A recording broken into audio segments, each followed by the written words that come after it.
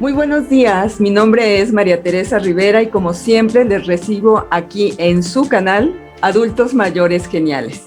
Pues con el gusto de saludarles y hoy incluso con más gusto porque vamos a seguir sobre la temática de salud y bienestar, particularmente sobre el tema del Alzheimer que iniciamos en el video anterior. En esta ocasión, pues vamos a platicar con alguien que nos va a dar una panorámica amplia acerca de lo que sucede en México alrededor del cuidado de este estado mental que sucede cuando las personas van avanzando en edad. Ella, pues, como líder de esta federación, que es la Federación Mexicana de Alzheimer, pues tiene obviamente a su cargo el reunir todos los esfuerzos a nivel nacional acerca de cubrir necesidades, de reunir todos los apoyos, de reunir a todos los grupos interesados en el desarrollo del cuidado de este estado mental. Ella es la señora Rosa Farrés y con mucho gusto le doy la bienvenida y le agradezco mucho además el habernos abierto su espacio para platicarnos de qué está haciendo la federación, su propia relación, digamos, con este estado mental, qué es lo que la trajo a tratar de reunir todos sus esfuerzos para apoyar a este padecimiento. Entonces, bueno, muy buenos días, señora Farrés, le agradezco mucho el estar con nosotros. No, al contrario, muchas gracias a ti, María Teresa, muchas gracias por la invitación, muchas gracias por el espacio, pues a tus órdenes. Oh, muchas gracias. Pues bueno, pues empecemos a platicar un poco de la federación. ¿A qué año se remonta el establecimiento de esta Federación Mexicana de Alzheimer? Mira, la federación se inicia en el año 2002, cuando un grupo de, no recuerdo si eran 6 u 8 asociaciones que ya estaban ya existían en México, se reúnen para tratar pues de empoderarse un poco más, de tener un poco más de presencia y hacer un mayor esfuerzo. El movimiento en México en realidad empieza en el año más o menos 88, en 1988, como empezaron o empiezan la mayoría de las asociaciones, con algunas familias y algunos profesionales que al darse cuenta que no había atención, no había información, no había dónde acudir, se reúnen y forman una asociación. A partir de esta asociación empiezan a ligarse con gente en otros estados que tienen el mismo problema y se generan estas nuevas asociaciones y en el 2012 es que deciden reunirse para formar la Federación Mexicana de Alzheimer. Entonces tenemos pues ya casi 20 años trabajando. ¿Y esta organización entonces se entiende más a nivel privado que a nivel gubernamental o si están uniendo algún esfuerzo gubernamental? Mira, es a nivel privado, o sea, todas las asociaciones civiles, en el caso de las demencias, todas son iniciativas privadas, iniciativas de la sociedad civil, todas son sin ánimo de lucro. Y cada una haciendo esfuerzos monumentales por sobrevivir y por llevar a cabo su proyecto, ¿no? De parte del gobierno, pues la realidad es que no hay un esfuerzo continuado. No hay un esfuerzo, sí, y no hay este apoyo a las asociaciones, ¿no? Entonces, digo, no es que estemos peleados, pero digo, en los distintos estados también, eso es muy curioso, en los distintos estados las relaciones son distintas. Hay gente del gobierno que es más abierta, que es más, que está más, escucha más, ¿no? Y hay lugares en donde ni les interesa saber, ¿no? Yo diría, honestamente, que a nivel nacional no hemos alcanzado a despertar en estos niveles la conciencia real de lo que está pasando y de lo que es la enfermedad, de lo que se padece, de lo que cuesta, pero sobre todo a sensibilizar. Yo creo que si se sensibiliza los niveles gubernamentales, en eso ayudarían mucho a sensibilizar a la población en general. Yo siento que hay mucho estigma alrededor de la enfermedad, hay muchísimo estigma. Es una enfermedad que está asociada a locura, a castigos divinos, a que la persona está embrujada o fue embrujada, o simplemente a que está loca, ¿no? Entonces, y bueno, a la mayoría de nosotros nos da mucho miedo lo que no entendemos y lo que no conocemos. Entonces, hay muchísimo rechazo. Entonces, en la medida en que no se hable de demencia, en la medida en que no se ponga sobre la mesa el problema de la demencia y se siga creyendo lo que se cree, pues no se hace nada a ningún nivel, ¿no? Entonces, pero bueno, como quiera que sea, de que yo empecé en este movimiento al día de hoy, hay un poco más de esfuerzos, hay un poco más de presencia, pero nos falta muchísimo. Sí, de hecho, pues si se habla de los 80, de que se inicia la federación, pues se pensaría que es un padecimiento nuevo, ¿no? Pero a lo mejor lo que es nueva es la definición, o sea, existía antes, pero lo alcanzaron a definir. Ajá. Sí, lo que sucede es que, y a la fecha, tristemente hay quien sigue pensando que los síntomas de la demencia son parte del ser viejo. Entonces, antes lo que se decía es que, o el diagnóstico que se daba era que la persona tenía demencia senil, lástima, ni modo, pues ya es viejo, se le olvidan las cosas y tiene este tipo de problemas, ¿no? Además de que la gente no vivía tanto. O sea que mucho de lo que ha ido haciendo que el problema vaya creciendo es que nuestra perspectiva de vida es mucho más amplia, ¿no? Y no es que por ser viejo te vaya a dar demencia, o sea, no es una condición indispensable. Lo que sí es cierto es que a más edad, pues el riesgo es mayor. Pues ni modo, o sea, todo se va haciendo viejo, ¿no?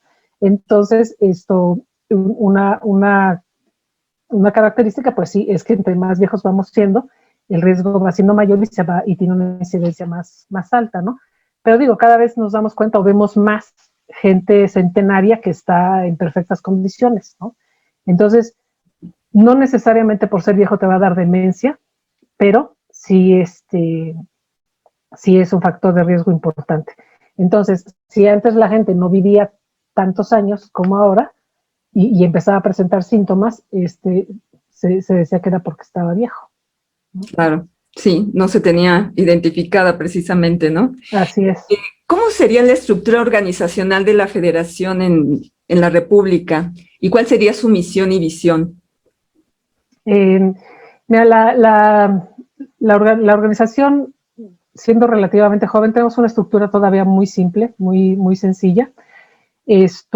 Hay una presidencia, hay una vicepresidencia, una secretaria o secretario y una tesorería, ¿no?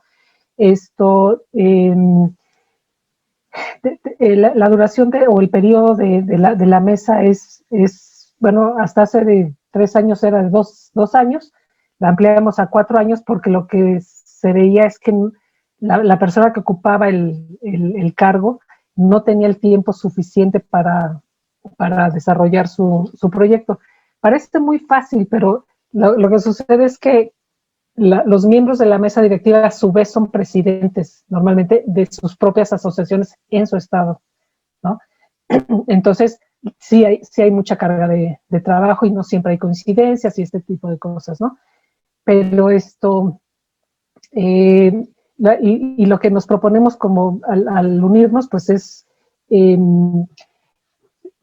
o sea, la FEDMA como organización lo que hace es fortalecer a las asociaciones, ¿no? O sea, es trabajar con las asociaciones, buscar que su labor sea reconocida, sea apoyada en la medida de lo posible.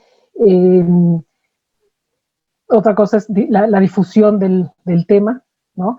El trabajar para modificar la conciencia y la sensibilidad pública hacia las demencias. Esto nos interesa muchísimo, o sea, peleamos muchísimo porque la demencia sea reconocida como un problema de salud pública. O sea, nosotros que estamos metidos en el tema, nos es perfectamente claro que es un problema de salud pública, porque no se trata solamente de la persona que está afectada por la demencia, sino de sus cuidadores o cuidadoras y de las familias. Entonces, en realidad, el número se va ampliando, el número de personas afectadas directa o indirectamente por la enfermedad es muy amplio. Y el problema es que si no se reconoce como un problema de salud pública, no hay acciones, ¿no? No hay acciones concretas, no se ofrecen alternativas, ¿no? Entonces no es nada más que vayan al médico y los diagnostiquen, es que el diagnóstico es el primer paso, normalmente tardío, para empezar a hacer algo. Pero cuando tú a la persona no le ofreces alternativas de atención y de cuidado, o sea, se generan muchos otros problemas, ¿no? Nosotros como federación es fortalecer a las asociaciones, por un lado, y por el otro lado es trabajar por tener incidencia en las políticas públicas, por tener presencia, y no solamente nosotros, sino que llegue un momento en que las personas que padecen la enfermedad puedan tener presencia, ¿no? La voz de la persona con demencia es muy importante. Otro de nuestros objetivos es la difusión del problema, la difusión de lo que es la enfermedad, de lo que implica la enfermedad. Otro sería la formación de recursos humanos para la atención al problema. Incidir en políticas públicas. Eso es nuestro trabajo. O sea, por un lado, como federación, estamos dirigidos a las asociaciones. O sea, nos ocupamos de las asociaciones y de la parte de la incidencia pública. Claro. ¿Y cómo se da su acercamiento personal a este tipo de aspecto de salud mental? Pues, como muchos, mi mamá padeció la enfermedad, la padeció. Yo creo que ella fue diagnosticada un poco antes pues en los 90 medios más o menos. Nos tardamos mucho en conseguir, o sea, nosotros nos dábamos cuenta que algo estaba pasando, pero tampoco entendíamos. Yo, o sea, nunca había oído hablar del Alzheimer, o sea, la palabra jamás la había escuchado. Entonces empezamos a ver una serie de signos, pero no entendíamos qué pudiera ser. Pensamos que era parte de su personalidad, ¿no? Mi mamá fue una mujer extraordinaria, fue muy, muy inteligente. O sea, ella ya casada con 6 hijos y inició una licenciatura a los 40 años y terminó doctorada en letras, ¿no? Entonces era una mujer muy meticulosa, muy organizada, muy, muy preparada, con un lenguaje muy, muy amplio, ¿no? Entonces empezamos a ver ciertas cosas extrañas, se empezaba a confundir, nos repetía historias, ese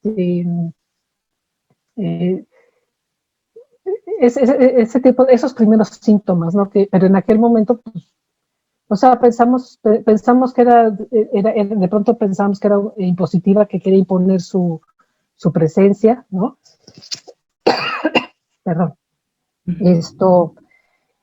Eh, y además, una cosa que había sucedido es que su mamá, a su vez, y su papá, yo creo que tuvieron el problema, nada más que en el caso de mi abuelita, un día le vino pues no sé si una embolia o un trombo, algo en el cerebro, y pum, o sea, en 5 segundos quedó sin habla, totalmente paralizada, etcétera, etcétera, ¿no? Y mi abuelo, pues también, o sea, por cómo nos lo describe, pensamos que también tuvo algún problema de ese tipo, pero todavía no tenía nombre, o sea, la enfermedad todavía no tenía un nombre, ¿no? Entonces, yo sí me acuerdo que íbamos al médico y el médico le hacía una serie de preguntas que mi mamá podía responder sin problema, ¿no? Entonces, entre lo que nosotros veíamos fuera del consultorio y lo que el médico veía dentro del consultorio, pues no coincidía, ¿no? En fin, el caso es que finalmente hay un momento en que nos dice lo que tiene, que probablemente era Alzheimer.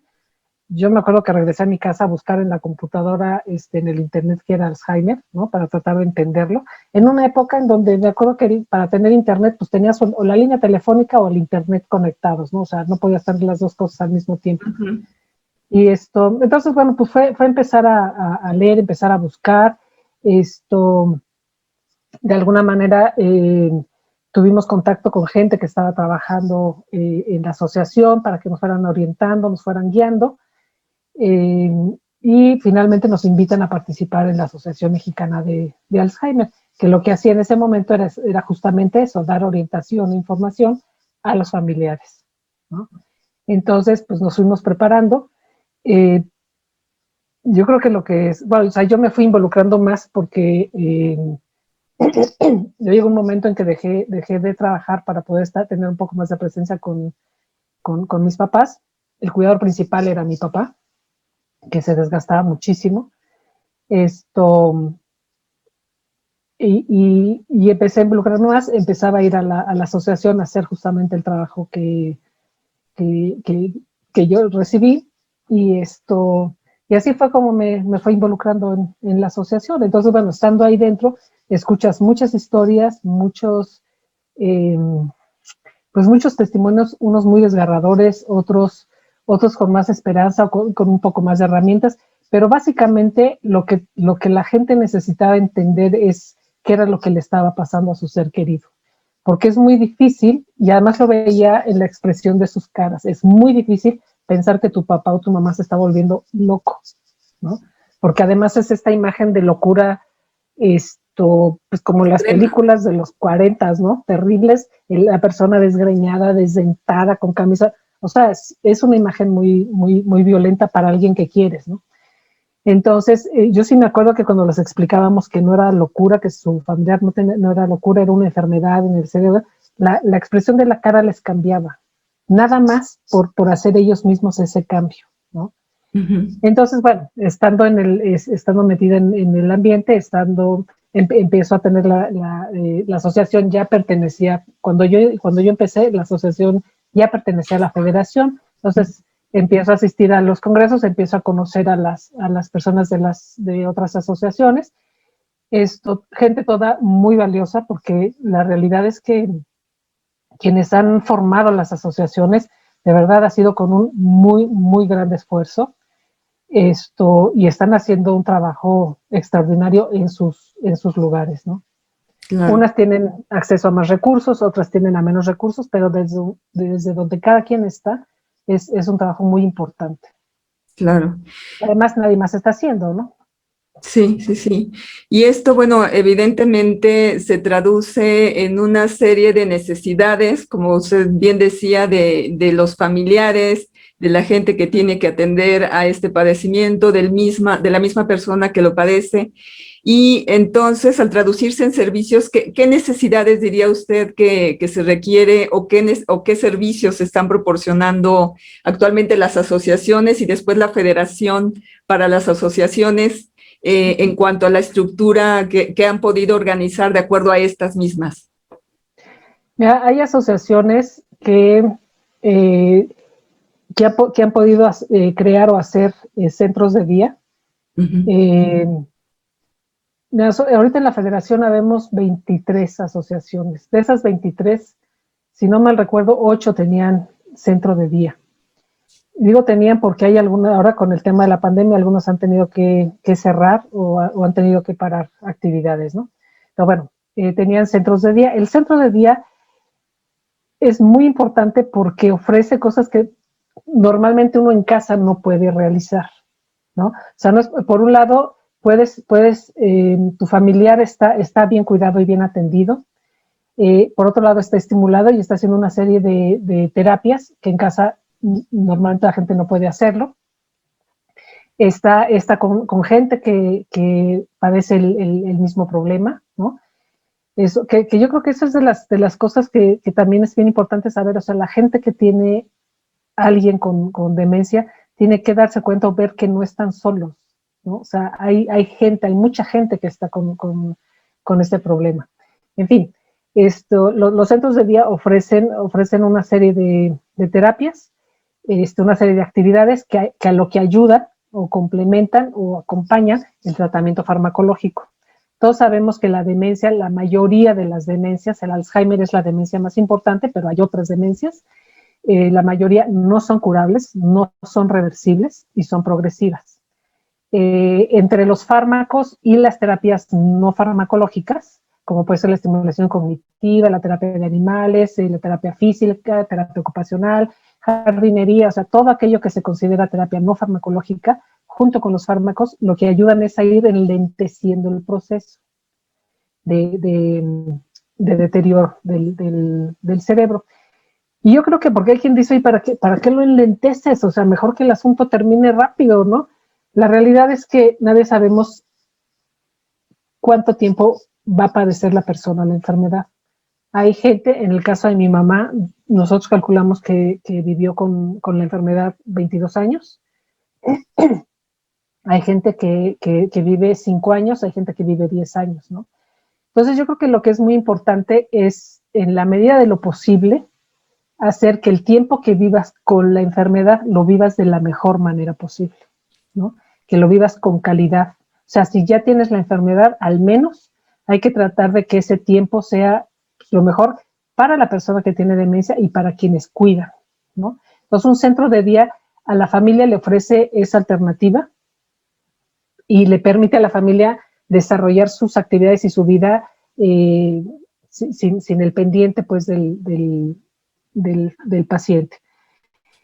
Hay otras asociaciones que se dedican mucho a la parte de la capacitación, capacitación a cuidadores profesionales o no profesionales, capacitación a la familia, dar orientación, dar información, que pues dicen que la información es todo un poder, ¿no? O sea, si tú tienes información, si tú sabes, si tú conoces lo que está sucediendo, como sea, es mucho más fácil el manejo. También es cierto que hay gente que prefiere no saber nada. O sea, yo me acuerdo de una señora que dijo, ¿sabes qué? A mí ni me digas qué es lo que va a ir pasando, ni qué es lo que te... Nada. A mí eso se me hace muy difícil porque todos los días te llevas una sorpresa y puede ser una mala sorpresa. Bueno, en este caso no hay, tampoco es que haya muchas malas sorpresas, pero bueno, puede ser una mala. Entonces, como que es cada día estarte enfrentando a una pérdida sin saber, ¿no? O sea, si yo sé lo que va a ir sucediéndole al cerebro, si lo que va a ir sucediendo a mi familiar, me puedo ir preparando emocionalmente, espiritualmente, físicamente, ¿no? Porque entonces, si yo sé que hay un momento en que la persona por la demencia deja de caminar, ¿qué puedo hacer en mi entorno para hacer que sea más fácil movilizarlo? Si ya no va a poder caminar, si voy a necesitar a lo mejor tal vez una silla de ruedas, a lo mejor puedo hacer el esfuerzo de ir reuniendo los recursos para conseguir la silla de ruedas. En fin, yo qué sé, ¿no? O sea, lo importante de saber lo que va a suceder es que tú, cuidador o tu familiar, puedes irte haciendo de las herramientas necesarias para ir atendiendo a tu familiar, ¿no? Sí, claro, sería una previsión, ¿no? No que lo otro sería como una negación, ¿no? O sea, estarse negando de que no va a suceder. Y exactamente, o sea, que además muchas veces eso es lo que sucede cuando la gente no va a buscar los diagnósticos. O sea, hay quienes ven a 2, 3, 4, 5 médicos con la esperanza que alguno que les diga, no, no es cierto, no te preocupes, no está pasando nada, esto se le va a pasar, ¿no? Y la realidad es que nada más van confirmando, pero ya están perdiendo mucho tiempo.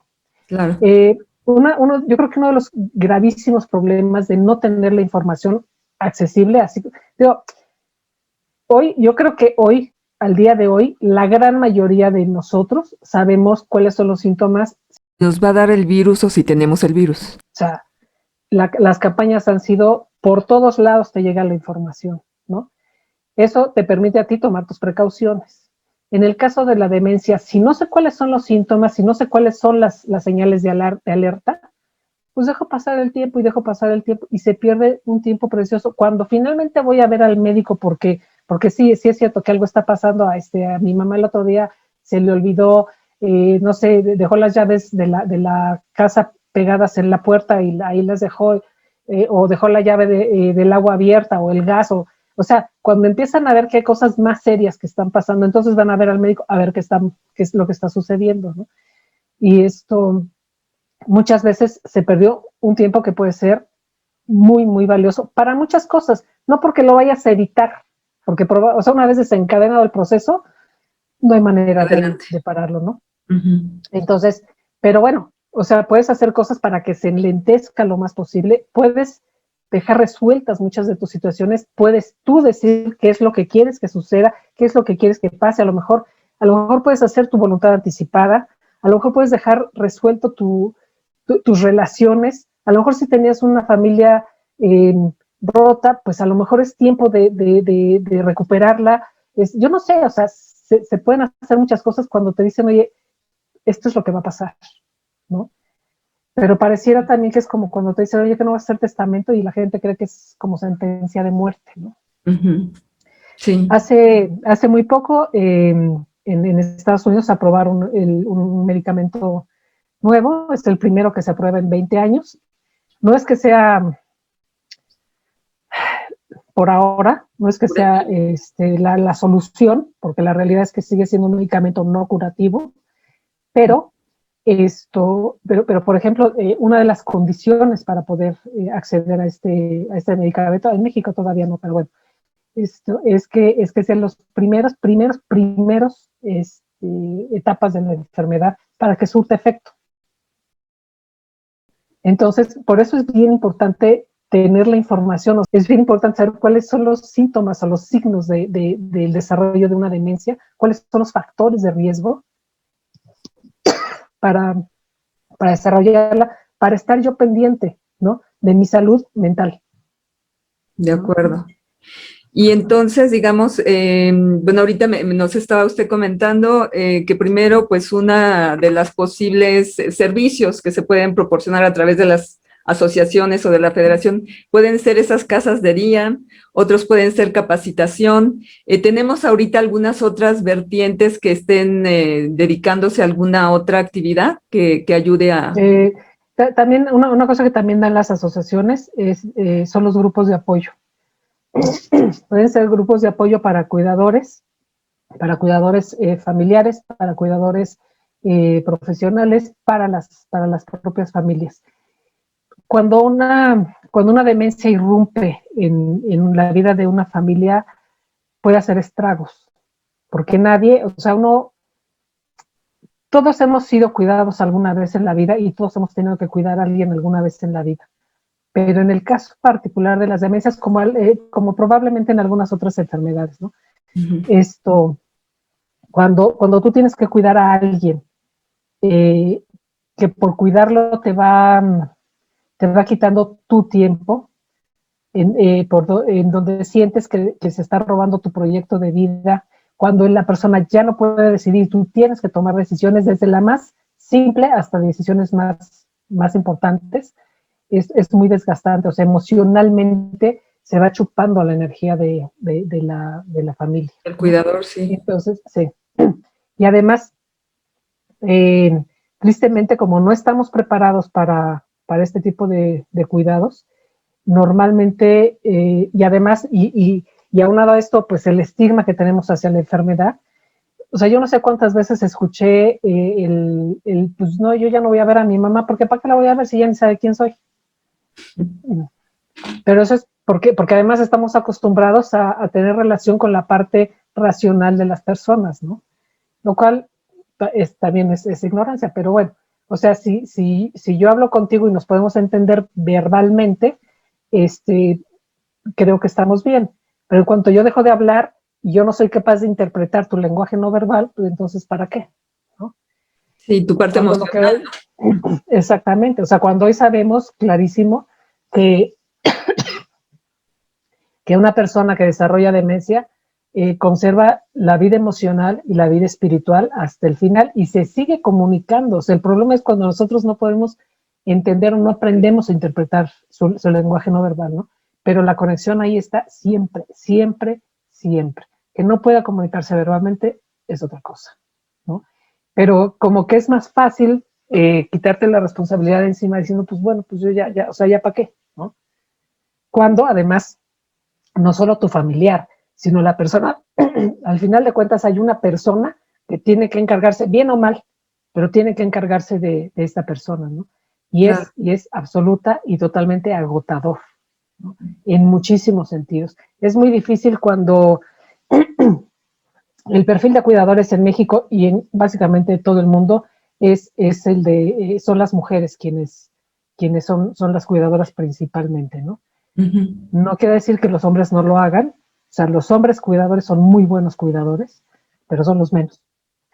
Pero para una mujer que de pronto tiene que cuidar a la mamá o al papá bueno, principalmente al papá o a la mamá, pero que ella a su vez tiene una familia, se va generando mucho conflicto cuando ella tiene que dejar de atender a su familia o de estar presente con su familia porque tiene que estar cuidando a la mamá o al papá, ¿no? Y además de pronto resulta que tiene que llevarla al baño y tiene que bañarla y tiene que movilizarla y tiene que darle de comer y se ahoga. O sea, se van presentando muchas situaciones en la vida cotidiana para las que nadie te enseña. Haces las cosas lo mejor que puedes y termina pues, con tu paciencia y con tu tolerancia, ¿no? Porque es muy, muy frustrante. Y una cosa que es muy frustrante y que hay que decir mucho, yo creo, es esto, que hagas lo que hagas, de todas maneras la enfermedad va a avanzar, ¿no? Entonces, esto puede ser muy, muy frustrante. Yo recuerdo cuando se empezaba a hablar de estimulación cognitiva aquí en México, había quien decía, ¿y para qué? O sea, ¿para qué trabajas con alguien en estimulación cognitiva? De todos modos se le va a olvidar, de todos modos lo va a perder. Y sin embargo, todas estas terapias no farmacológicas, además de tener un objetivo específico, yo creo que es uno de los objetivos más importantes es darle un espacio a la persona como persona, ¿no? Es seguirla tratando como persona, es seguir confiando en ella como persona. Entonces, no nos interesa que resuelva una suma perfecta, nos interesa que haga el esfuerzo de hacer el proceso, ¿no? Pero entonces yo estoy confiando en ti como persona para hacerlo. Sí, de acuerdo. Pasando al tema de la organización, ¿qué organizaciones pueden ser aceptadas dentro de la federación o qué requisitos deben de cubrir para ser parte de la Federación de Alzheimer? Pues mira, básicamente que estén legalmente constituidas. O sea, la federación como federación a quienes recibe como miembros son a otras asociaciones que estén legalmente constituidas, si son donatarias autorizadas, que bien, si no, bueno, el chiste es que legalmente estén constituidas, que tengan un proyecto y que tengan un programa de trabajo, y que estén dispuestos a colaborar con la federación, ¿no? Entonces, realmente todavía no es muy complicado pertenecer, pero sí lo que es importante es que sepa que necesitan ser asociaciones. Cuando hay intereses, perdón,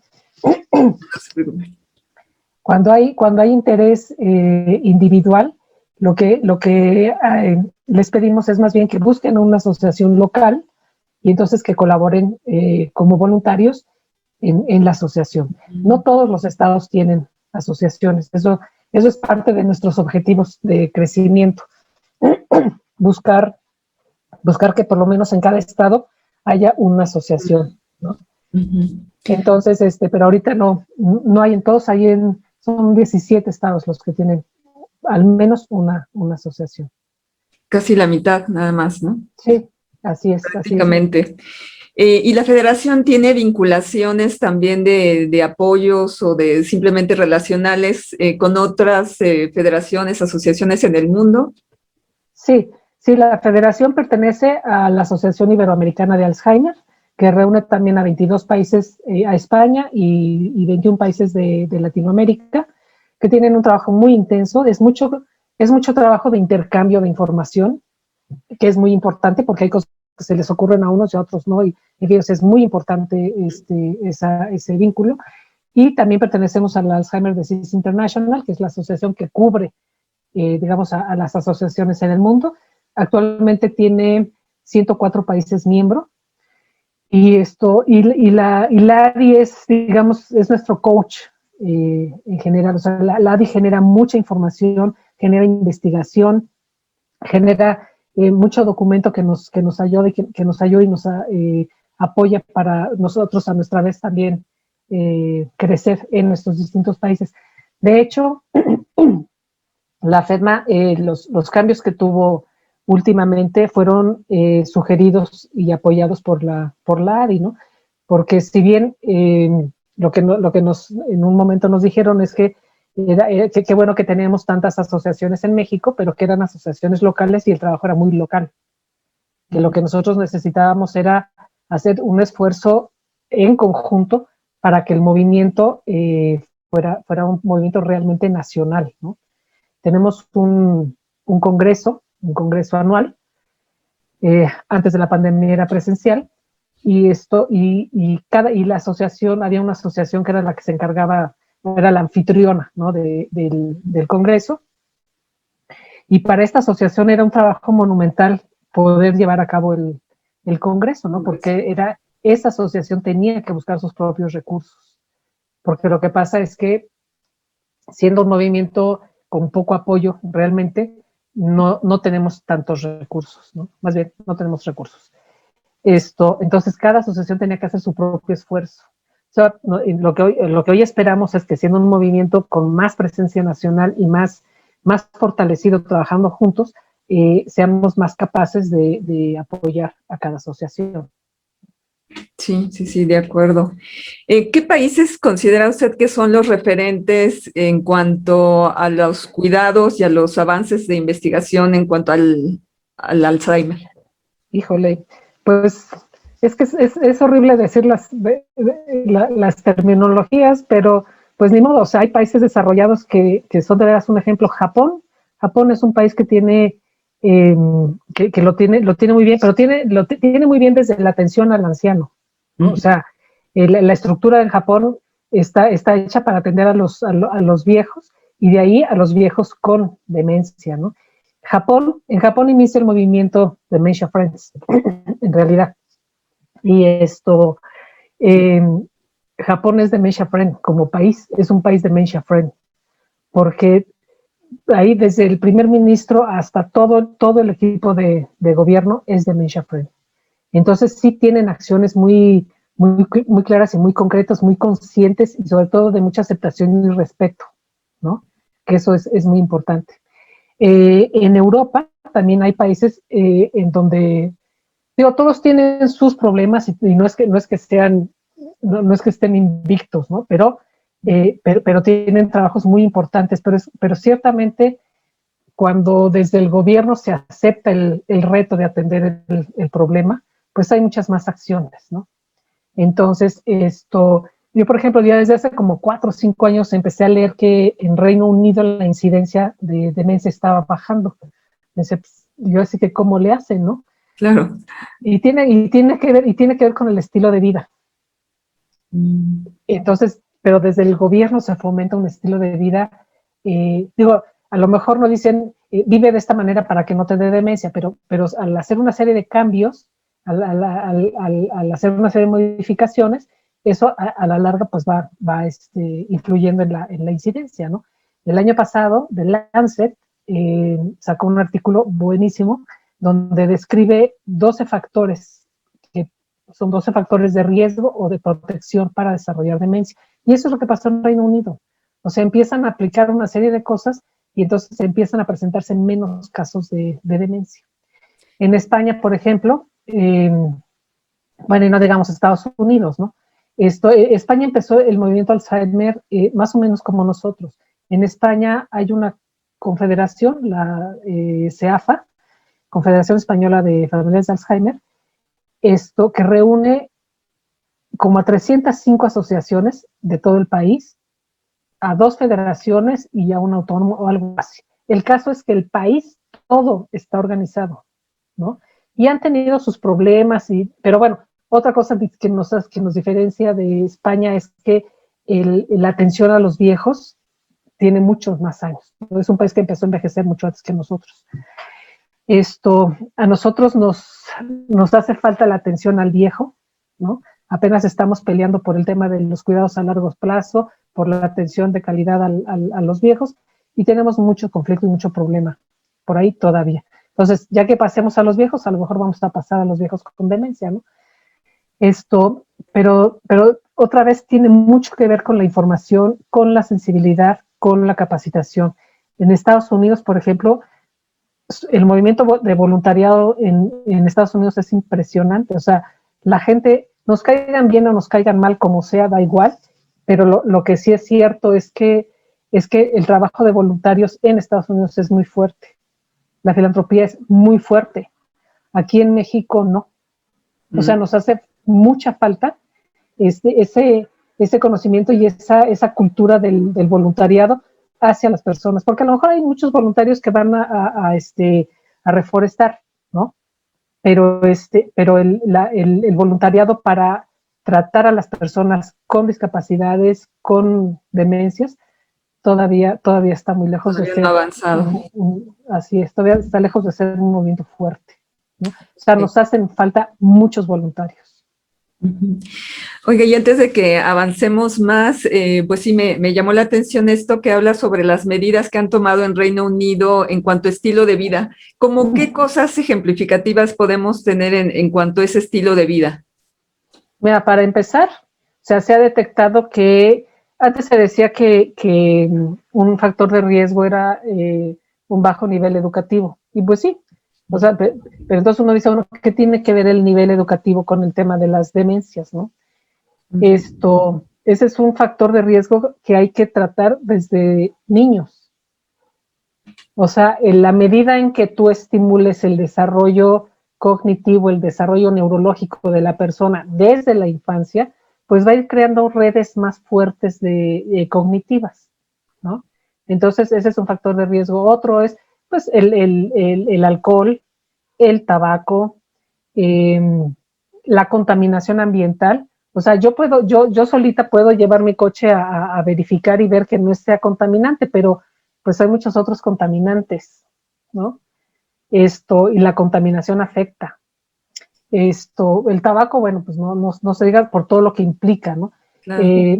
Ahora ya es legal fumar marihuana, entonces no sé cómo vamos a terminar por ahí, pero bueno, ahora sí que esperemos que los que se la fumen sepan a lo que le tiran. Claro.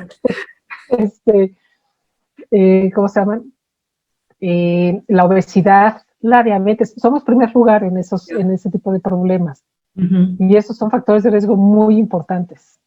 El aislamiento social, y no el aislamiento de que yo vivo solo, sino el que tu persona estés Relaciones. aislada, o sea, que tú te aísles del resto del mundo o que el mundo te aísle, ¿no? Simplemente el que no tengas un contacto social. Muchas veces, ¿qué es lo que sucede con las personas con demencia? Pues la gente, los amigos los dejan de ir a visitar porque no quieren verlos en esas condiciones, no quieren verlos así, quieren recordarlos como eran antes, que es, y él, ¿no? Pero entonces, pues los dejan de ir a ver los hijos, o cuando no sabes qué hacer con una persona que tiene ese problema, porque no lo conoces. ¿Qué tal que de pronto se pone agresivo y qué haces? Y te asusta, ¿no? Y eso, pues, mucho es falta de información. Información, sí. Los problemas auditivos se ha asociado a la pérdida auditiva y la realidad es que la gente mayor vamos perdiendo audición. Así como vamos perdiendo vista, vamos perdiendo audición. Sin embargo, yo sí me he fijado que a la gente le cuesta más trabajo aceptar que tiene pérdida auditiva, ¿no? Entonces, así como vamos a que nos chequen la vista cada X tiempo, tendríamos que ir a que nos checaran la audición, ¿no? Claro. Porque, en fin, o sea, es todo un proceso neurológico por la pérdida auditiva, pero el caso es que está asociada, ¿no? La pérdida auditiva con la aparición de demencias. Entonces, todos esos puntos, si los vamos trabajando, si los vamos revisando, si los vamos checando, pues nos vamos protegiendo. O sea, al final del día, como en muchas otras enfermedades, cada quien es responsable de su salud. Si yo tengo la información, a lo mejor hago algo. O a lo mejor nos da el Mexican Way of Life, pues, de algo me debe morir, entonces no lo hago, ¿no? Nuestra deliciosísima comida mexicana, pues no es, en ese sentido no es lo mejor porque, bueno, tenemos un problema de obesidad importante, ¿no? La falta de ejercicio, el sedentarismo, o sea, todo eso pues va sumando factores de riesgo. De riesgo. Okay. Entonces, sí, lo que hay que revisar es ese estilo de vida que tenemos y estimular y hacer lo que sí podamos hacer, lo que está en nuestras manos. El gobierno tiene que hacer su parte, pero bueno, ese es otro rollo. Otro asunto. Y en cuanto a las vinculaciones que pueda tener la federación con instituciones que se dediquen a la investigación del padecimiento, ¿existen? Sí, tenemos muy buena relación con el Instituto Nacional de Geriatría. De hecho, estamos ahorita participando con ellos en una investigación financiada por el Reino Unido. Tenemos buena relación con el Instituto Nacional de Neurología, con la Asociación Mexicana de Especialistas en Demencias, que reúne a profesionales médicos, neuropsicólogos, del adulto mayor que trabajan con demencias de alguna manera, ya sea en investigación, en clínica, en tratamiento. Y tenemos relación con el Biobanco Mexicano de Demencias, del doctor Luna. Ahorita esas son nuestros relaciones más importantes, pero estamos buscando relacionarnos pues y hacer convenios con muchas más instituciones. Estamos buscando hacer un convenio que no hemos aterrizado con no me acuerdo, ahorita se me fue el nombre del CUEM, ¿eh? Que se dedica a educación para el adulto mayor. Okay. En fin, o sea, sí tenemos algunas relaciones. El vinculaciones. Biobanco, por ejemplo, el Biobanco Mexicano de Demencias, a su vez, es parte de un conjunto de biobancos que hay en distintos países. Ok. Y para tener una idea también de cómo ha sido el desarrollo de este padecimiento en México con relación al mundo, con su propia población en la República Mexicana, ¿qué proporción estará teniendo este padecimiento en México? Y luego relacionado al mundo, ¿cómo estamos? ¿En qué lugar? Pues mira, lo que pasa es que no hay mucha información en ese sentido. Nosotros sabemos lo que sabemos de México es el porcentaje de incidencia. Salió del estudio 1066 que hace la doctora Ana Luisa Sosa del Instituto Nacional de Neurología. Ella ya tiene muchos años con este estudio, más una encuesta, la encuesta nacional de salud que se hizo en el 2012, me parece, y otra encuesta que se hicieron. O sea, el promedio de incidencia de demencia me parece que 7.9, ¿no? Pero estos son datos de hace años. Si el INEGI dice que en México hay 16 millones y tantos mil personas de 60 años y más, pues más o menos se calcula que hay alrededor de entre 1.300.000 y 1.5 millones de personas con algún tipo de demencia, de 60 años y más. Hay demencias que se presentan antes de los 60 años. Hay otras enfermedades que generan demencia entonces no se tiene un número aproximado, un número que sale de las estadísticas, ¿no? Pero la realidad es que no sabemos dónde están. O sea, sabemos que ahí están y ciertamente de que yo empecé en el movimiento, pues sí, cada vez hay más llamadas y cada vez hay gente que se presenta más. Esto es cierto también porque hay más información, pero la realidad es que no sabemos dónde están, ni en qué estado de la República hay más, ni dónde hay menos, ¿no? Por falta de información. Y en relación al mundo, pues yo creo que vamos más o menos, o sea, sobre todo, creo que a nivel mundial se hacen más las diferencias entre los países ricos y los países pobres. Los países de ingresos medios e ingresos bajos tenemos más o menos la misma problemática, tenemos más o menos los mismos números, ¿no? La diferencia a lo mejor con los países ricos es que pues tienen más recursos de atención y de cuidado. Entonces, no quiere decir que todos estén exentos de culpas ni de pecados, pero bueno, sí tienen más recursos, hay más conciencia. Es impresionante, ya hace 5 o 6 años, ya no me acuerdo cuánto, que empiezan a organizar creo que fue en Holanda el primero, pero ya hay varios, los poblados Alzheimer, ¿no? En donde en lugar de ser una residencia, un hospital o una clínica, hacen una mini ciudad para gente que tiene demencia. Y el tendero, el de la basura, el jardinero, es el médico, la enfermera, el cuidador, ¿no? Para que la gente viva lo más normalizado posible. Está interesante ese experimento. Está muy padre, pero además yo creo que una cosa que también creo que vale mucho la pena es que para empezar, ven a la persona, no ven a la enfermedad, ¿no? Nosotros todavía aquí vemos la enfermedad y estamos tratando de ver cómo curarla. Sí. Y aceptar que no tiene cura y que se va complicando cuesta mucho trabajo, pero sobre todo por eso, porque no podemos presentar muchas alternativas, ¿no? Sí, de acuerdo. Y hablando precisamente también de países ricos, países pobres, ¿existen algunos programas, ya sea a nivel nacional? Bueno, a nivel nacional a lo mejor es un poco más complicado que existan, pero también a nivel internacional que den apoyo a personas con escasos recursos que tengan este tipo de padecimiento, o de eso no se ha hablado? Pues yo no he escuchado, o sea, no he escuchado que alguien que tiene una persona, yo creo que esos son programas sociales de cada país, ¿no? O sea, no sé si digo, ciertamente en los países con recursos, Japón, Europa, estos países, eh, pues hay ayudas de muchos tipos, ¿no? Digo, ahí vemos a los europeos con el tema del apoyo a la maternidad y a la paternidad, ¿no? O sea, que son programas ya súper avanzados, muy interesantes, muy padres, ¿no?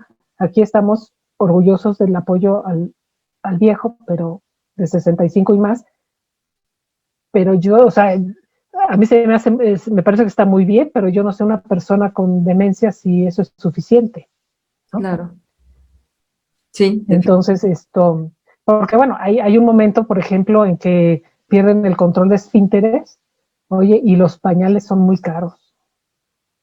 Entonces, una persona de 65, 68, 70 años que tiene demencia necesita más que eso, ¿no? Necesita acceso a pañales, necesita acceso a información, necesita acceso a ser cuidado, necesita muchas otras cosas. sí, de acuerdo. Se ha platicado que, bueno, se tiene a lo mejor un ideal de crecimiento de la federación, ¿no? Que exista al menos una institución por estado. ¿Hay mecanismos que estarían ustedes desarrollando para tratar de lograrlo? Pues mira, a través de nuestra página la página web de la federación, a través de Facebook, a través del Instagram, pues invitamos a quien quiera unirse, ¿no? O sea, el chiste es que sean asociaciones, que sean organizaciones. Yo lo que creo es que, porque hay mucha gente de manera individual que quiere hacer muchas cosas o que quiere participar, ¿no?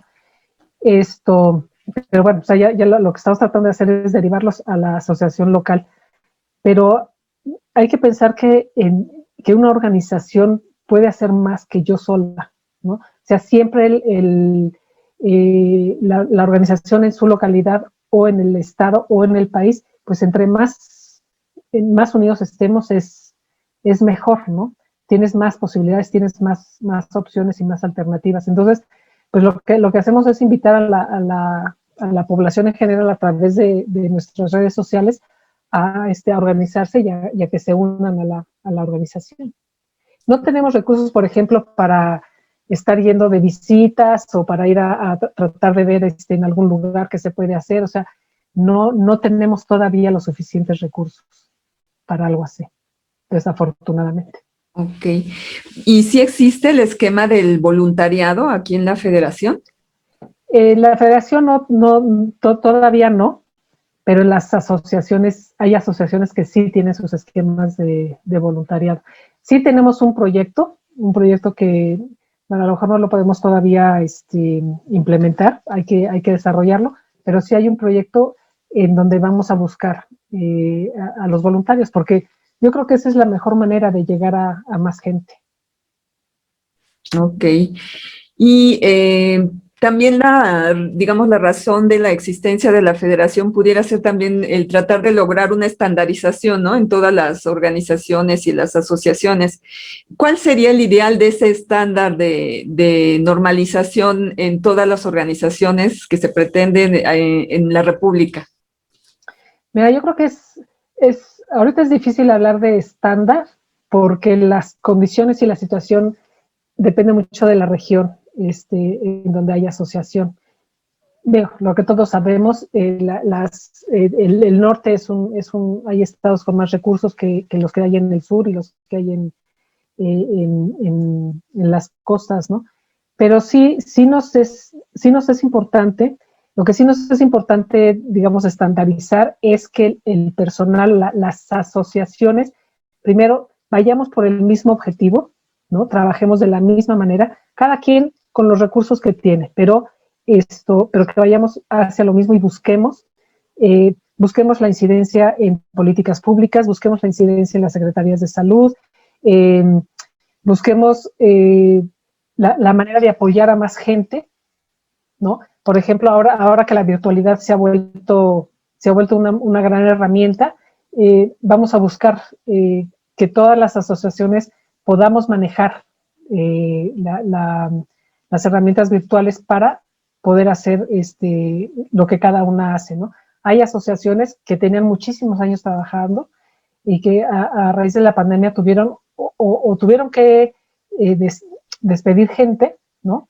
O tuvieron que ir cerrando lo que sí tenían, que es una tristeza, o sea, porque hay asociaciones de 25 años, ¡pum!, que se van quedando sin nadie, ¿no? Entonces lo que buscamos es que estas asociaciones, que este esfuerzo no se pierda, y que aprendan a hacerlo a través de las redes sociales. Un grupo de apoyo presencial es muy rico, es muy acogedor, es muy cálido, ¿no? Cuando tú estás compartiendo tus problemas, cuando todo el mundo ni te van a juzgar, ni te van a criticar, y te van a apoyar y te van a aceptar, ¿no? Estos grupos de apoyo, o sea, en este momento no se han podido dar en año y medio, ¿no? Ha habido muchísimos problemas dentro de las familias por esta situación. Sin embargo, ha habido asociaciones que han podido hacer estos grupos de apoyo a través de Zoom, por ejemplo. O a través del Facebook Live se han hecho pláticas y se han hecho talleres y se han hecho cosas, o hay algunas asociaciones que a través de alguna plataforma pueden dar sus terapias a los pacientes. Puede que no sea lo mejor, pero es algo, ¿no? Claro. Entonces, sí necesitamos como asociaciones, se me fue la palabra, capacitarnos en una serie de herramientas y de cosas para poder hacer un mejor trabajo y que llegue a más gente. Una cosa que yo creo que sería muy interesante, por ejemplo, es que estuviéramos capacitados en la implementación de herramientas de evaluación, por ejemplo. Una de las actividades que hacen las asociaciones es, por ejemplo, en el mes de la memoria, que me parece que fue en marzo, algunas asociaciones en los centros comerciales hacían pruebas de detección, pruebas muy simples, pruebas que puede hacer cualquier mortal, porque hay unas que sí son más profesionales y esas no se pueden, pero por ejemplo, esas que sí se pueden hacer, es una manera de detectar gente, detectar que alguien pudiera estar desarrollando, y entonces a partir de ahí puedes empezar a orientar y acompañar a la persona en el proceso, ¿no? Pero o sea, lo que nos gustaría, y si estamos en distintas zonas de la República, pues que todos podamos hacerlo igual. De acuerdo. Sí, incluso a lo mejor aspiracionalmente que al menos cuenten con un centro de día, ¿no? Aunque fuera... Sí, eso sería ideal, pero es muy complicado. El centro de día sí es muy complicado. Sí se necesitan muchos recursos, porque pueden ser asociaciones civiles sin ánimos de lucro, pero la gente que participa dentro de un centro de día es profesional. Claro. Y es gente que a veces, que ese es su trabajo, ¿no? Entonces tiene que haber recursos para sostener el lugar, para sostener a la gente que trabaja ahí de manera digna. Entonces, bueno, no es fácil, ¿no? Y buscar recursos, o sea, lo ideal sería que desde los gobiernos se pusieran los Claro. centros de día, y se capacitara. Y la iniciativa privada, pues, ¿qué más quisiéramos que nos apoyaran más, ¿no? Pero, pues, no es tan fácil. No ha sido fácil, es una lucha, ¿no? De día con día. En cuanto a los eventos que realiza la Federación, abiertos al público, creo que está el Congreso, no sé si hay algo más, pero ¿qué nos comenta? Porque parece ser que este año está por realizarse, ¿no? El evento del Congreso. Sí. Como comentábamos hace un rato, antes la Federación organizaba un congreso presencial.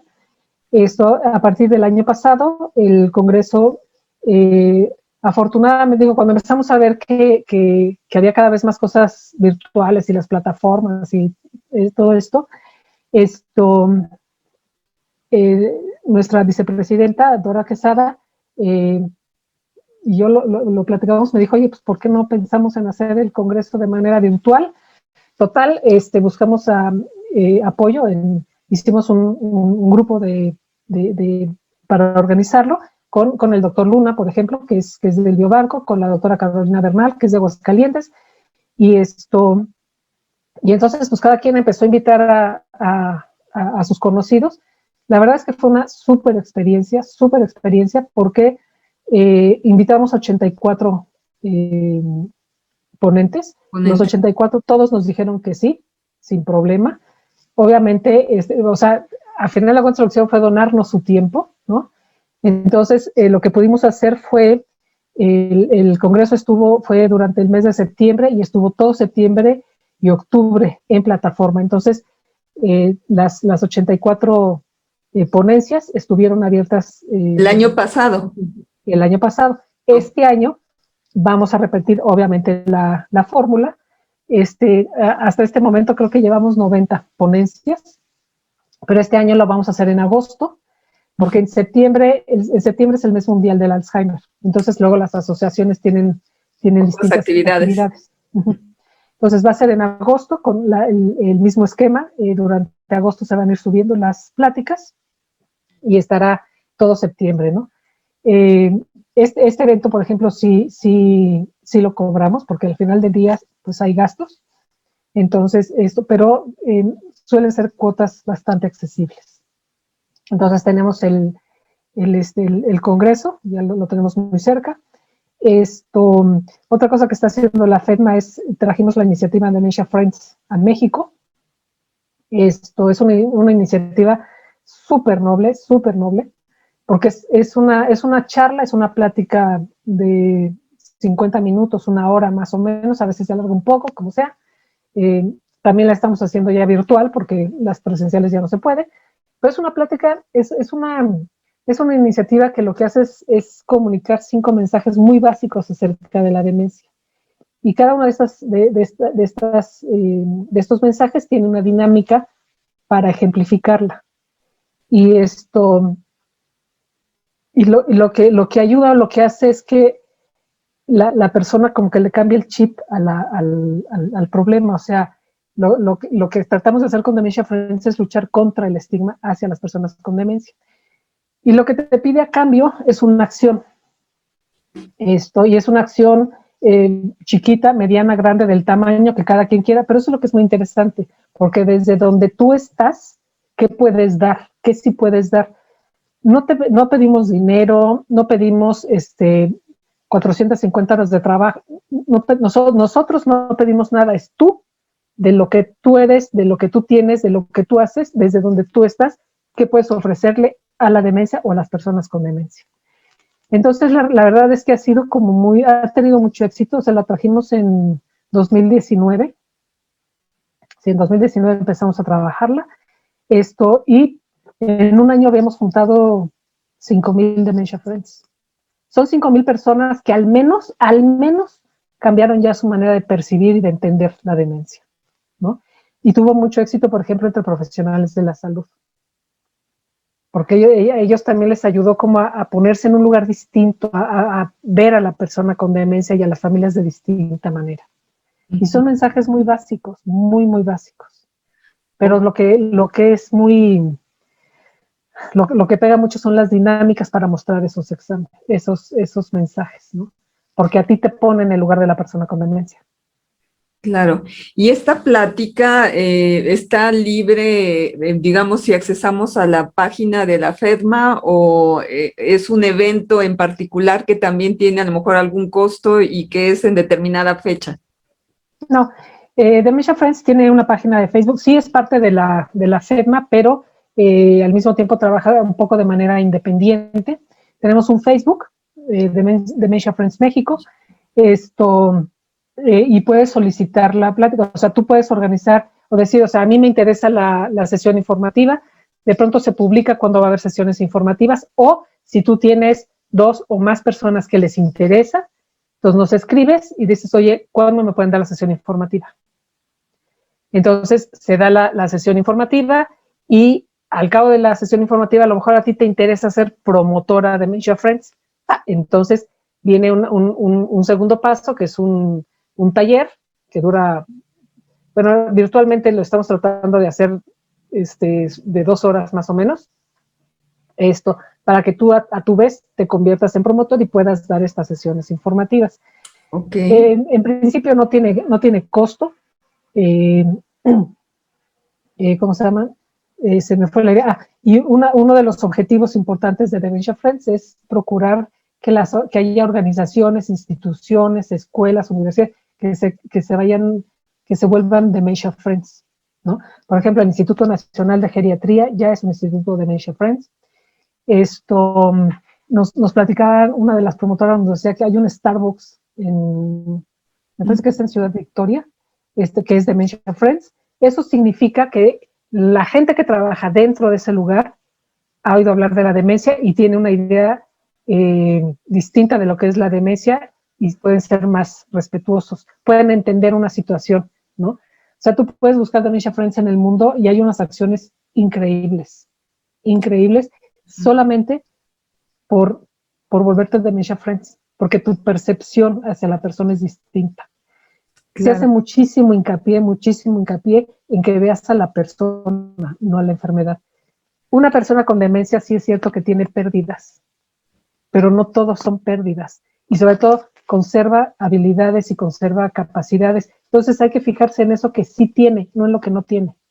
¿No?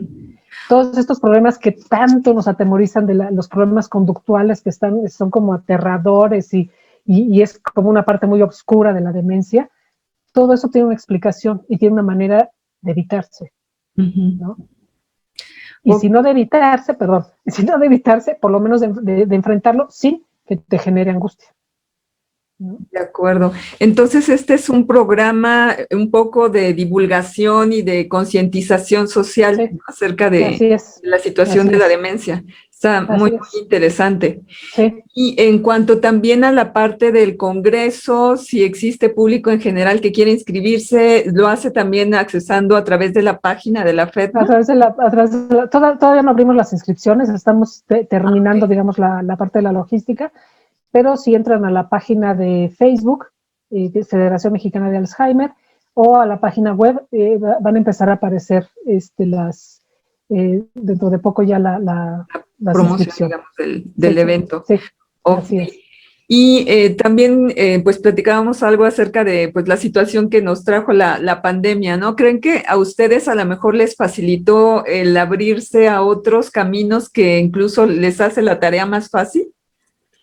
Mira, yo creo que como toda crisis, la pandemia nos ha traído muchas oportunidades justamente porque descubrimos esta parte virtual, ¿no? Pero también es cierto que la situación para las personas que tienen la enfermedad ha sido muy difícil y para las familias también. Entonces hemos visto que ha aumentado, por ejemplo, la violencia intrafamiliar. Hemos visto que hay muchísimo aislamiento. Una persona con demencia aislada, pues es terrible. El maltrato es bárbaro. Pero, pues sí, o sea, tiene su parte que ha sido muy positiva y la parte negra.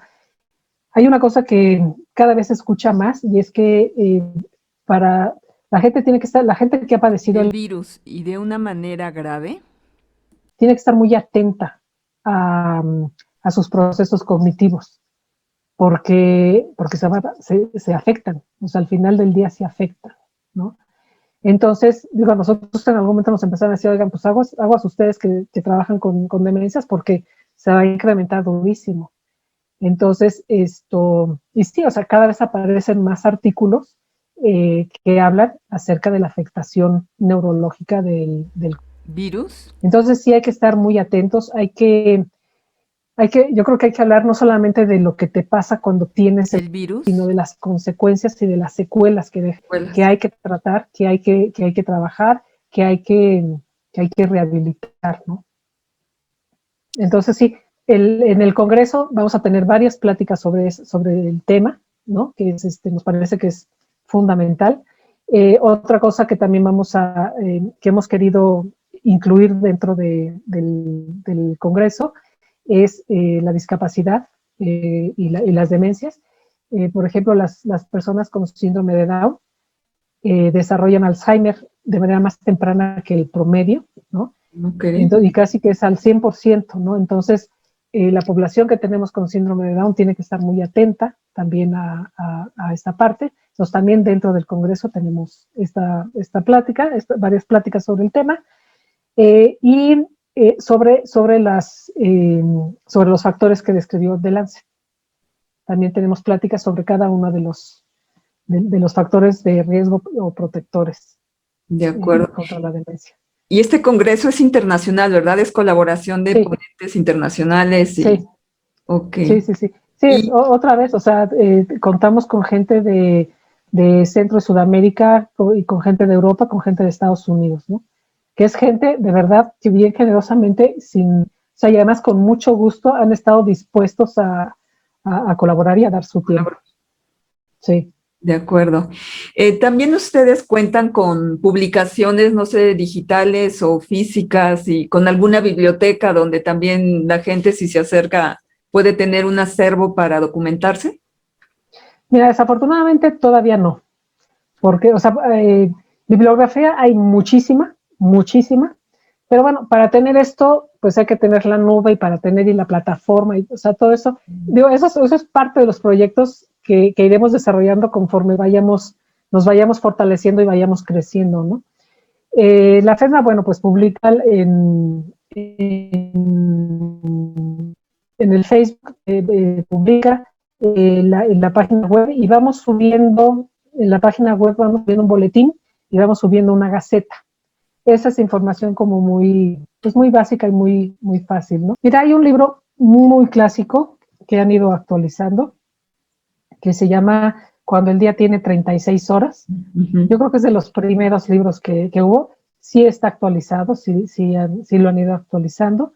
Está, me parece que en la editorial Trillas, ¿no? Hay mucha bibliografía española. Hay en México, por ejemplo, la Alzheimer Iberoamérica, me parece que fueron 4 años, hizo un libro. Lo que pasa es que ese no está a la venta, pero entiendo que se consigue por internet, está el PDF en internet, que es Alzheimer en Iberoamérica. Ok. El Colegio Nacional de Medicina también tiene un libro sobre Alzheimer. Pero bueno, en las librerías sí encuentras mucha bibliografía. Hay mucha bibliografía al Sí hay. respecto. Pero bueno, si alguien quisiera alguna bibliografía, que nos escriba y con mucho gusto. O sea, pero en bibliografía encuentras muchísima ya, afortunadamente. Ya no hay que, o sea, sí hay que buscarla por internet porque hay mucha información, hay muchas publicaciones virtuales, pero también ya en la librería, si te metes no sé, a la página de cualquier librería y pones Alzheimer, ¡pum!, te van a desplegar varios libros, afortunadamente. No, de acuerdo. Pero bueno, cualquier inquietud, cualquier duda, pues con muchísimo gusto estamos para servir. Sí, de acuerdo, también les vamos a dejar entonces el contacto de correo, aparte de dejarles obviamente la página, ¿no? Para que puedan accesar a ustedes. Ahora hablando un poquito, de nuevo centrándonos en lo que sería el Alzheimer, pues entendemos entonces que es una enfermedad neurodegenerativa sin curación, que se encuentra clasificada dentro de las demencias. ¿Cuál sería la diferenciación del Alzheimer con relación a las otras demencias? Mira, la enfermedad es demencia, ¿sí? Y esta enfermedad, la demencia, tiene distintos apellidos. El apellido más frecuente es Alzheimer. Y bueno, hay enfermedad de Lewy, la frontotemporal, en fin, han descrito, hay quien dice que son 70, 100, 120 tipos de demencia. Al final del día hay enfermedades que afectan el cerebro y inician un proceso degenerativo, ¿no? Lo que yo creo que es importante saber es que es una enfermedad del cerebro, que la demencia es una enfermedad del cerebro. La diferencia está en dónde se inicia el proceso neurodegenerativo. En el caso del Alzheimer, el proceso se inicia en el hipocampo, que es la base de los procesos de memoria. Por eso, uno de los primeros síntomas son los problemas de memoria. Pero, por ejemplo, está la demencia frontotemporal, en donde el proceso se inicia en el área frontal del cerebro. Sin embargo, si pensamos que se va deteriorando, que se va degenerando el cerebro, pues puede empezar en el hipocampo y ahí la neurodegeneración pues vaya hacia el lóbulo frontal, al temporal, al parietal, termina afectando todo el cerebro. Por eso cuando ves radiografías de un cerebro sano y un cerebro con Alzheimer, todo el cerebro se ve afectado. Todo el cerebro se va achicando, se va empequeñeciendo, va perdiendo muchísima masa. Pero lo mismo pasa con las otras demencias, ¿no? Entonces, lo que digo, es importante saber en dónde se inicia o qué tipo de enfermedad es para saber qué trayectoria va a tener, cuál es la trayectoria esperada. De todas maneras, el cerebro pues no tiene palabra de honor, entonces de repente te puede salir con cosas, ¿no? Pero lo que es importante entender es que es una enfermedad del cerebro. Así como se enferma el riñón y se enferma el hígado y se enferma el estómago y se enferma el corazón, también el cerebro se enferma. Y hay que atenderlo y hay que cuidarlo. De acuerdo. Se ha dicho también que a lo mejor no es necesariamente una enfermedad hereditaria. Sin embargo, para alguien que ha tenido, no sé, parientes cercanos que la han padecido, ¿qué recomendaciones se les pueden dar para que se mantengan alerta por si presentan algún tipo de signos? Claro. Yo creo que aquí está, o sea, el que yo haya tenido una mamá con demencia no implica que a mí me va a dar, ¿no? Porque la demencia de mi mamá no fue genética, no fue familiar. Hay un tipo de Alzheimer que sí es familiar y que se presenta en la familia completa y trae ahí el gene y de que les va a dar, les va a dar. Una de las características del Alzheimer familiar es que se va presentando en generaciones más jóvenes.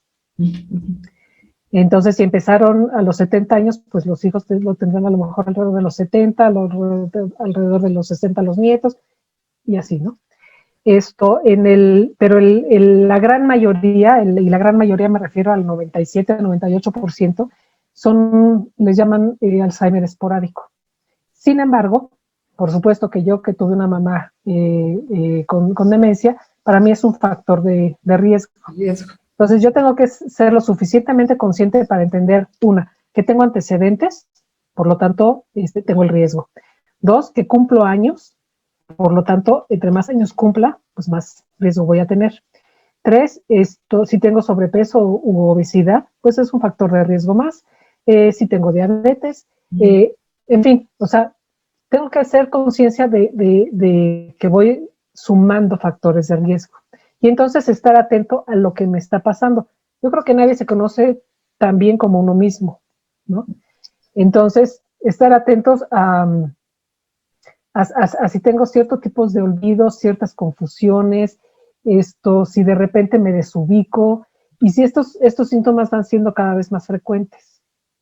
A lo mejor, lo que pasa es que, bueno, tampoco sea tan fácil, pero bueno, a lo mejor yo digo, pues a partir de 60 años, cada año me voy a hacer un examen neuropsicológico o cada 2 años para irme dando seguimiento, ¿no? A la gente que desarrolla cáncer y que termina en remisión, pues de todas maneras cada 6 meses o cada año tienen que hacerse análisis para checar que vayan bien. Bueno, pues yo creo que aquí es más o menos lo que vamos a hacer si soy consciente, pero nadie queremos tenerlo. Entonces no siempre las personas están dispuestas a hacerlo. O sea, como que dicen, pues ahí voy navegando bien sin problema, entonces no pasa nada, ¿no? Cuando sabemos además que el proceso puede empezar 10 o 15 años antes de que se manifiesten los síntomas. También es cierto que no voy a empezar a los 50 años o a los 55 años a hacerme resonancias magnéticas cada año para ver el tamaño de mi cerebro, ¿no? Entonces yo creo que mucho es, primero, tener conciencia de los riesgos que yo solita puedo tener, estar atenta a cómo me voy comportando, ¿no? Sin caer en obsesiones, porque esa es otra, ¿no? Sí. Y luego muchas veces la gente piensa en que se va a deprimir y pues yo creo que hay cosas pues que hay que enfrentar, ¿no?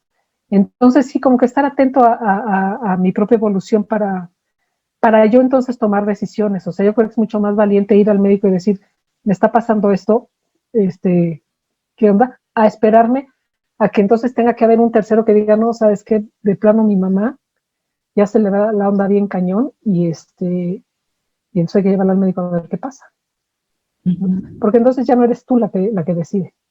Claro. Pero ¿Y bueno, se necesita mucha madurez. de mano de qué profesionista tienen que accesar primero? ¿Sería el geriatra o el gerontólogo o el gerontólogo es otra cosa?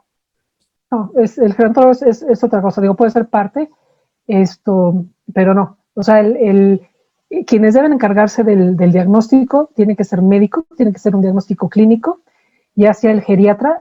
A mí lo personal, el geriatra es lo que el pediatra al niño, ¿no? Entonces el geriatra es al adulto, al viejo, también es el que lo revisa a toda la persona.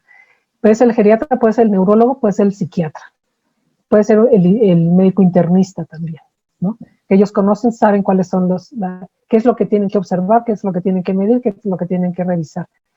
Y a mí, yo en lo personal creo que el apoyo del neuropsicólogo es súper importante, porque no es nada más ver qué parte de mi cerebro está afectada o se va a afectar o se está afectando, sino el neuropsicólogo lo que va a revisar es cómo están funcionando todas las áreas del cerebro, y entonces te va a dar también información, ¿no? Entonces yo creo que tiene que haber para mi gusto personal, es el diagnóstico clínico de geriatra y el neuropsicológico lo super complementa.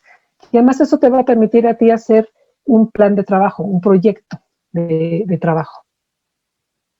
Y en esos proyectos de trabajo sí entran los gerontólogos. Claro. Ahora, el gerontólogo es, que además ahora ya es una licenciatura, me parece que el trabajo del gerontólogo es sensacional. El gerontólogo es el que preparan para trabajar de distintas maneras con las personas mayores. Entonces, puede haber médicos gerontólogos, ¿no? Y el gerontólogo médico pues tendría que estudiar medicina, ¿no? Entonces, yo no estoy segura, yo no sé si un gerontólogo le toque o deba recetar, por ejemplo, ¿no? Y bueno, y en los casos de este tipo de enfermedades, no creo que sea el gerontólogo la persona adecuada, ¿no? Pero hay trabajadores sociales que tienen especialidad en gerontología, hay psicólogos con la especialidad de gerontología, en fin, o sea, todas las ramas, tú puedes especializarte o diplomarte en gerontología. Entonces es un trabajo muy, muy, muy enriquecedor, ¿no? Hace poco una amiga que tiene una residencia y tiene un servicio de cuidadores, me platicaba que están preparando, porque una persona con demencia, por ejemplo, no necesita una enfermera especializada. O sea, no necesitas contratar a una enfermera, wow, porque no tiene nada que hacer. O sea, cuando contratas una enfermera especializada es porque hay un tratamiento muy específico, intravenoso, te tienen que poner, ¿no? Una persona con demencia no necesita una enfermera especializada, necesita alguien que lo acompañe, que lo cuide, ¿no? Por los síntomas que se van presentando.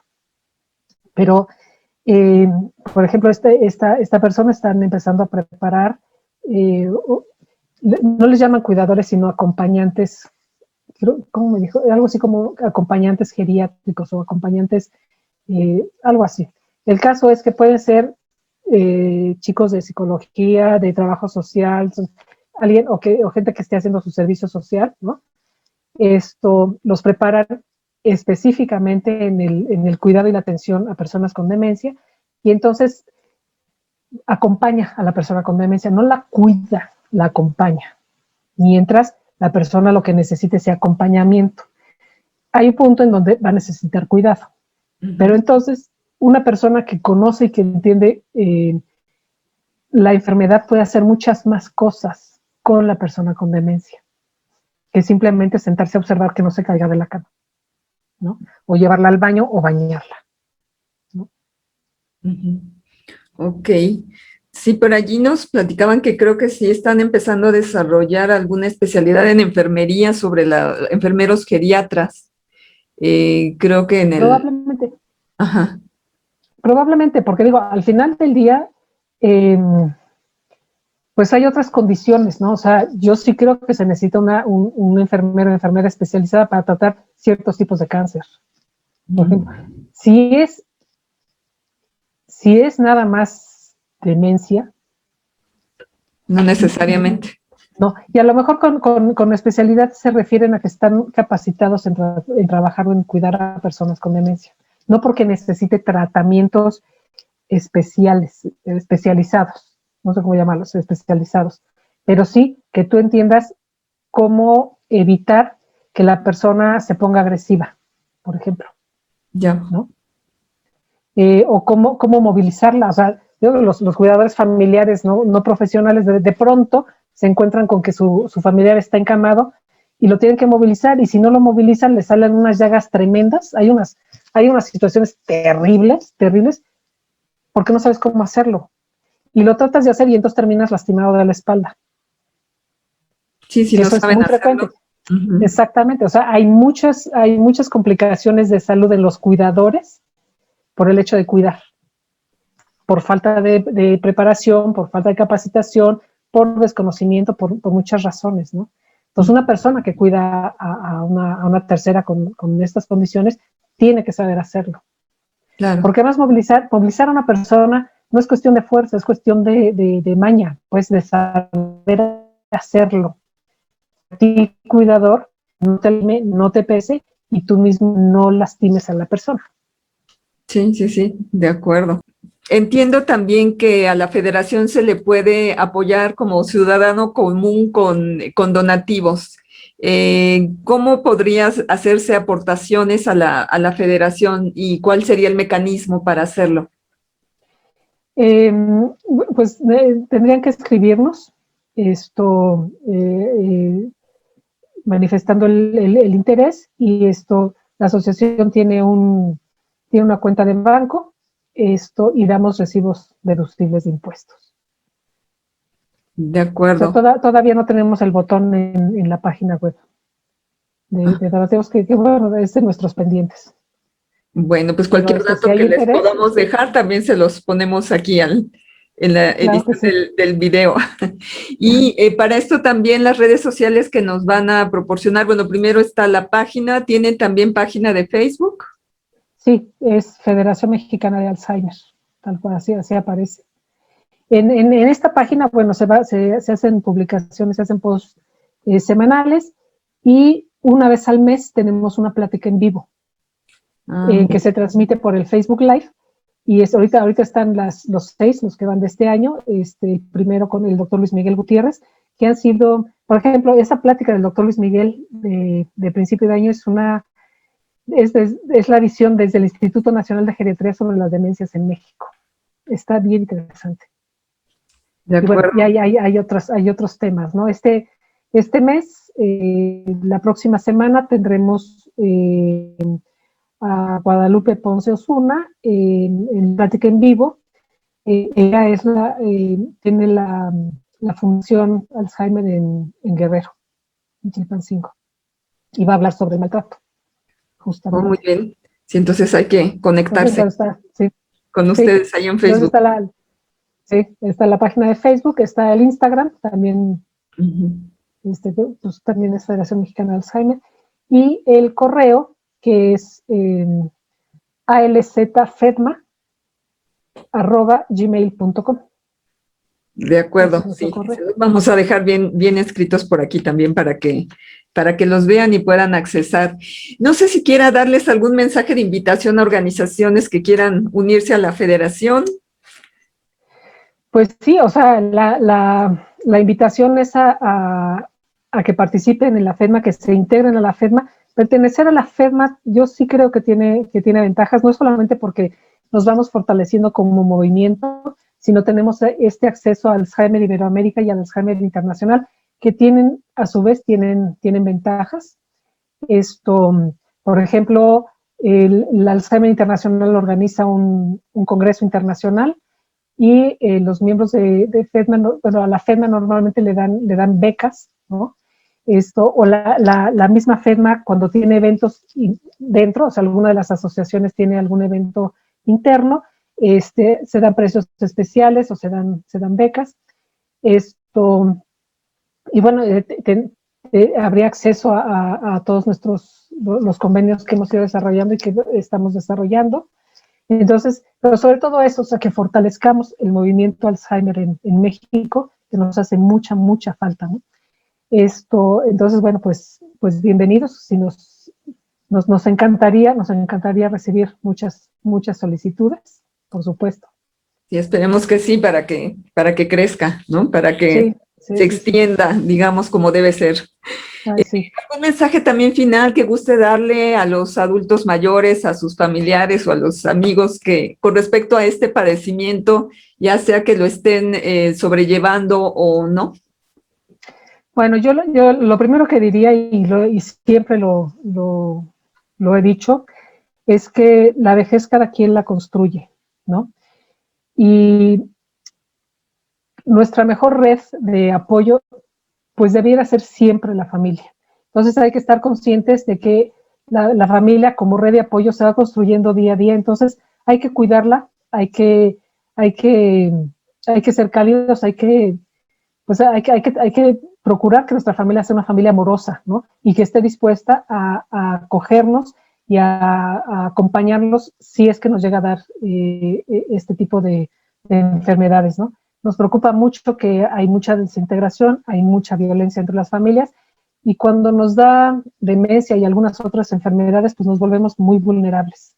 Entonces estamos en riesgo de que nos cobren las cuentas, ¿no?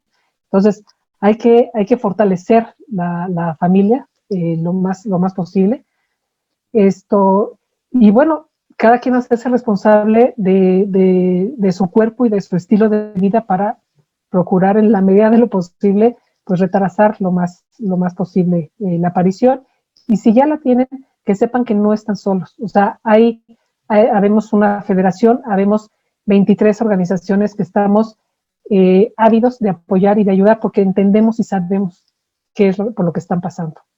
Entonces, pues busquen a la asociación de su localidad. Si entran a la página de la federación, van a encontrar los datos de las distintas organizaciones. Busquen ayuda, busquen apoyo. Nadie puede solo con el problema. O sea, no somos héroes, a nadie le interesa que seamos héroes, nos interesa que estén apoyados, que estén acompañados, que sepan hacer las cosas bien por su familiar con demencia y por sí mismos y por la familia misma, ¿no? No, pues muchísimas gracias por todas estas palabras y por su información, señora Farrés. Esperemos que la federación crezca muy pronto, sobre todo con esta noble tarea que tienen para ayudar a quien esté padeciendo este estado mental, a los familiares y a toda la gente que rodea este entorno, incluso al médico, ¿no? Entonces, claro. Bueno, pues le agradezco mucho el habernos concedido su tiempo para platicarnos acerca de la federación y esta noble tarea. No, al contrario, muchas gracias a ustedes, gracias por darnos espacio, gracias por darnos voz, porque al final del día, estas voces es la voz de las personas con demencia, ¿no? Muchas gracias. No, ¿de qué? Bueno, pues les agradecemos entonces haber estado aquí con nosotros el día de hoy recibiendo toda esta información y esperemos que quienes deseen apoyar a la federación o a cualquier asociación dirigida a esta noble tarea, pues lo haga pues con toda la buena voluntad que seguramente podemos alimentar como filantropía en el país. Esto que nos dice la señora Farrés, que nos está haciendo falta desarrollar, que yo creo que sí existe, somos muy solidarios, entonces es simplemente igual a lo mejor canalizarlo, ¿no? En este sentido también. Pues muchas gracias, muy bonito día y seguimos comunicados para ampliar información sobre estos temas. Hasta luego y muchas gracias. Buen día. Gracias.